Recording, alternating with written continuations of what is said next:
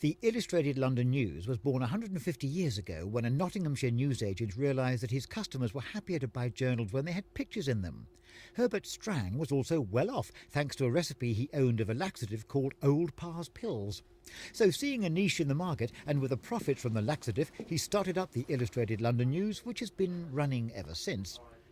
The ILN's archives are a pictorial history of the world over the last century and a half, but ironically there's virtually nothing original here. During the Blitz, the ILN building was totally destroyed and all the archival material was destroyed along with it. Then, 5 years ago, they sold off all their new stuff, and so now virtually everything they have here they've had to buy in at auction or from collectors.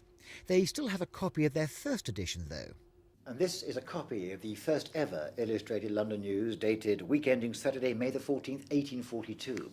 And they were helped in their first edition by being able to have a full picture story on the first ever masked ball held at Buckingham Palace by the young Queen Victoria.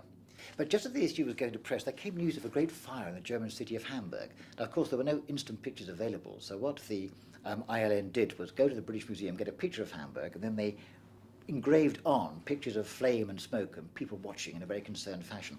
Not quite perhaps the journalistic practices we're used to today, but it was very effective, and particularly effective as the first and most important picture ever in the first Illustrated London News.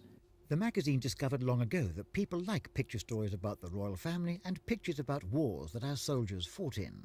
The magazine was always very keen on showing new inventions. Some, of course, would never see the light of day again, interesting though they were. Some were before their time. Robots, of course, are very common now. And the Zip, of course, is absolutely standard wear. And how about this, from 1919? Yes, they were one of the first to think about multi-storey car parking. But perhaps one of the loveliest stories in the magazine was in 1948, when they introduced a whole new concept of shopping.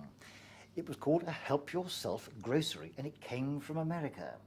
It was called a supermarket. It'll never catch on. In its heyday in Victorian times, the ILN sold up to 300,000 copies a week. Now it's published every 2 months and its circulation is less than 50,000. And a few years ago it nearly died altogether when it tried to attract some new readers. Rather like Punch, we sort of headed off in search of a younger reader. Younger readers are very difficult to acquire because there are so many publications going for them. So they can pick and choose. Our natural reader is older than that. We made a slight mistake, I think, in going too aggressively for the younger reader. They didn't come on board. Meanwhile, our older reader, our traditional loyal reader, began to say, this isn't our magazine anymore. We realized we were making a mistake. We stopped that. We resumed our traditional function. And the publishers have every hope now that the ILN will have at least another 150 years of life ahead of it. Christopher Rainbow for Thames News.